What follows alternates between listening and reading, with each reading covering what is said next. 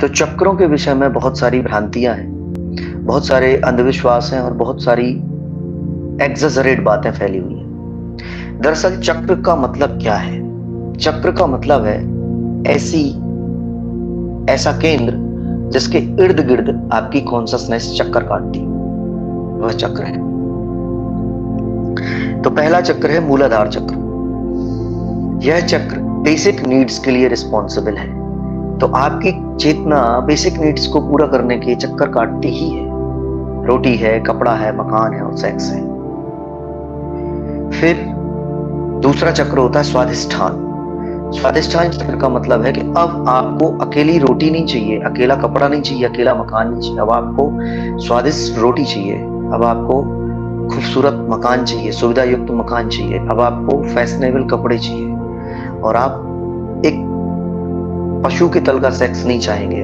अब इसमें आप एक लग्जरी सेक्स की तरफ जाएंगे आगे। इसके ऊपर जब आप आते हैं तो नाभि चक्र आता है, जैसे मणिपुर चक्र कहते हैं। यह स्वास्थ्य, साहस, सुरक्षा और एजुकेशन के लिए रिस्पॉन्सिबल है।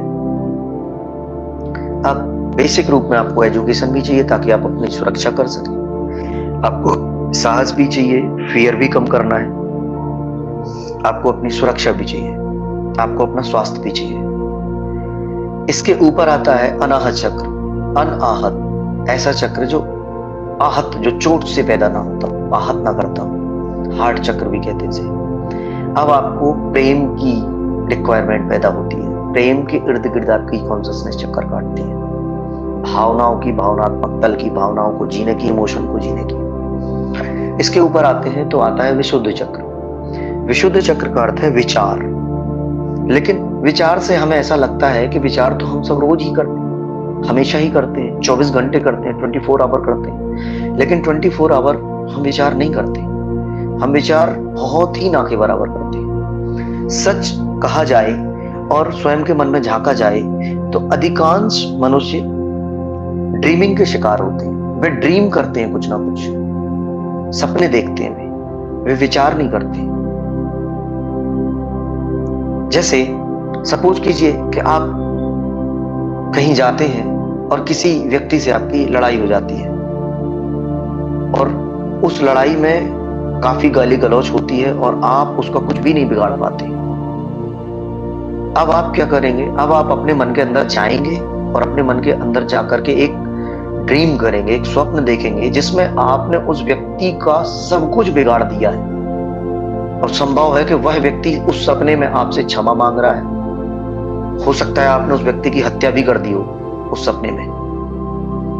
हम सारे दिन इस तरीके के कोई ना कोई सपने देखते रहते हैं। अगर हम सिंगिंग की प्रैक्टिस करते हैं तो हम अपने आप को गायक बनाने की सपने देखने लगते हैं। हम एक स्टेज में खड़े हो जाते हैं, सारी दुनिया ताली बजा रही होती है, हम बहुत अच्छा गाना गा रहे होते हैं। हम पेंटर हैं तो बहुत अच्छा पेंटिंग कर रहे होते हैं। हमारी दुकान चलती है तो अगेन एंड अगेन हम बहुत सारा पैसा अर्न करने लगते हैं। और शेख चिल्ली की कहानी तो आपने बचपन में सुनी ही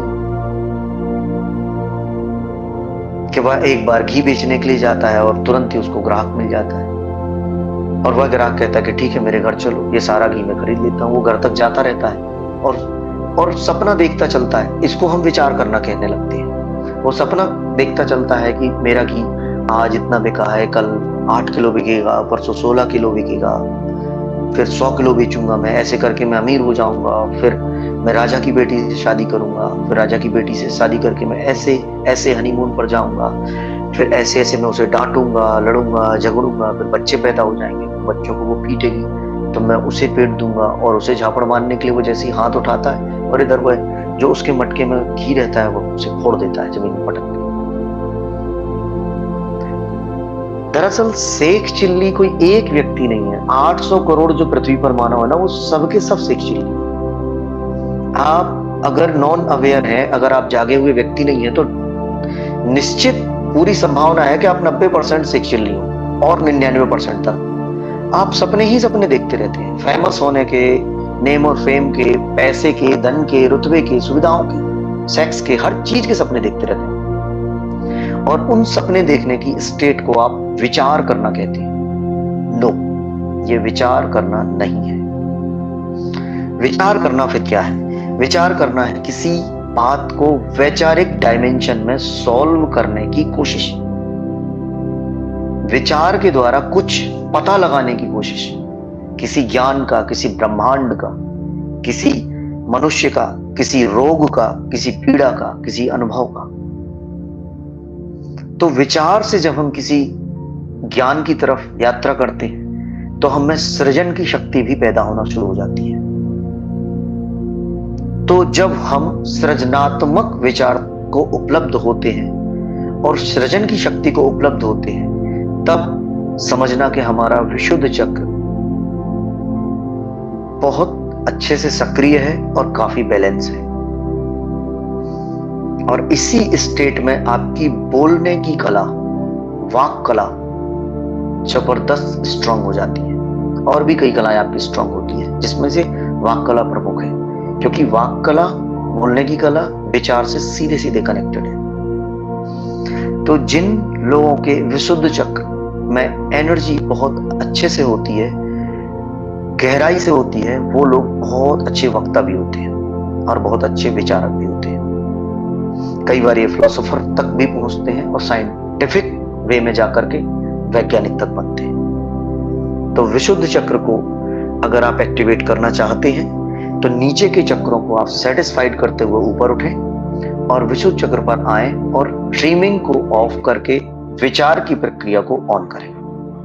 आपका विशुद्ध चक्र एक्टिवेट और बैलेंस हो जाए।